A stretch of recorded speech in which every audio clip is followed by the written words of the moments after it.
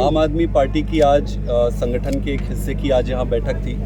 इस बैठक का प्रमुख उद्देश्य गांव में एक एक्टिविटी शुरू कर रहे हैं, सम्मान समारोह। तो हमारे गांव की जितनी भी कमेटीज़ थी उनके सम्मान समारोह का कार्यक्रम शुरू करेंगे और इसके साथ साथ गांव में कमेटी के साथ साथ बहुत सारी जो गांव में एक्टिविटीज़ होनी है उस एक्टिविटी से संबंधित ही आज मीटिंग थी। ओवरऑल मोटे तौर पर मैं एक ही चीज़ कहना चाहता हूँ कि हरियाणा में आम आदमी पार्टी के संगठन की जो स्थिति है वो बहुत मजबूत हो गई है।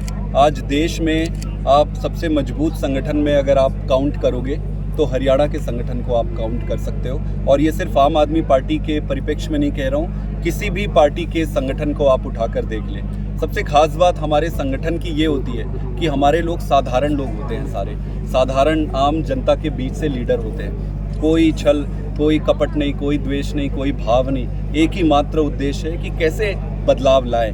तो सारे लोग एकजुट होकर और इनके ट्रिक्स और टर्न्स को जो है वो जो ये खेलते हैं दूसरी पार्टी वाले, उसको सीखते सीखते आगे बढ़ेंगे। और इस बार आम आदमी पार्टी की हरियाणा में विधानसभा में चुनाव जब होगी तो सरकार जरूर बनेगी। सर, आपने बदलाव यात्रा की बात की है, पूरे हरियाणा से बदलाव यात्रा निकालने की बात कर रहे हैं। कब ये यात्रा निकलेगी? और आपने ये भी कहा कि हरियाणा में जींद में महारैली होगी, तो ये कब होगी सर? ये आने वाले महीने 1.5 महीने के बीच का शेड्यूल है। डेट अभी अनाउंस नहीं की है। आज का डेट आज स्पेसिफिक रूप से गांव में जो छोटी मीटिंग होनी है सम्मान समारोह उसकी थी। इसके जस्ट बाद 15 से 20 दिन के बाद बदलाव यात्रा शुरू हो जाएगी और फिर लगभग जनवरी में किसी समय महारैली का प्लान किया है, लेकिन डेट अभी वो फ्रीज नहीं हुआ है, तो वो थोड़े दिन में आपको बता देंगे। देखिए, सच्ची बात यह है कि मैं किसी जीत के लिए अकेले जिम्मेदार नहीं हूँ और हो भी नहीं सकता हूँ। अगर मैं ऐसा माना तो समझो कि वो गलत होगा।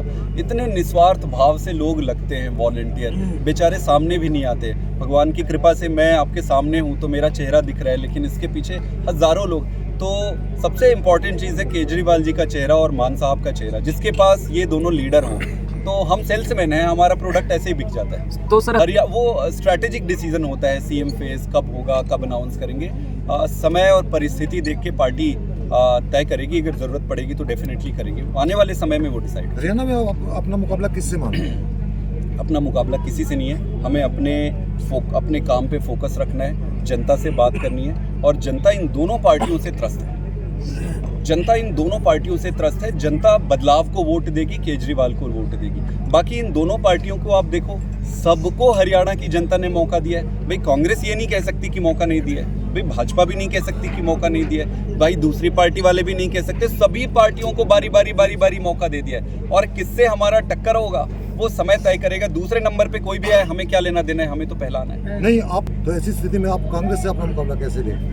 क्यों मुकाबला नहीं करेंगे? विधानसभा में मुकाबला करेंगे और हराएंगे कांग्रेस को। आप नोट करके रख लो। देखिए, इंडिया गठबंधन लोकसभा चुनाव के लिए किया गया है। आज राजनीति में ये स्पष्ट समझना पड़ेगा। अभी कई राज्यों में विधानसभा के भी चुनाव हुए। हमारी जितनी शक्ति थी, जितनी सामर्थ्य थी, हमने अलग लड़ा, उन्होंने अलग लड़ा। लोकसभा में एक साथ लड़ेंगे, लोकसभा में एक साथ लड़ेंगे और उसका कारण आज की राजनीतिक परिस्थिति है कि कोई भी राजनीतिक दल का खुद का अपना उसकी अस्तित्व अहमियत नहीं रखती है। देश इम्पोर्टेंट है। तो देश के सामने जो भारतीय जनता पार्टी और नरेंद्र मोदी जी ने जो चुनौती रखी है उसको निपटने के लिए सारे विपक्षी दलों को एकजुट होना पड़ेगा। लोकसभा में एक साथ लड़ेंगे इंडिया गठबंधन के तहत, विधानसभा अलग अलग लड़ेंगे। हमारी आइडियोलॉजी अलग है, हमारे रास्ते अलग हैं, हम अलग हैं, पार्टी अलग है, सब कुछ अलग है।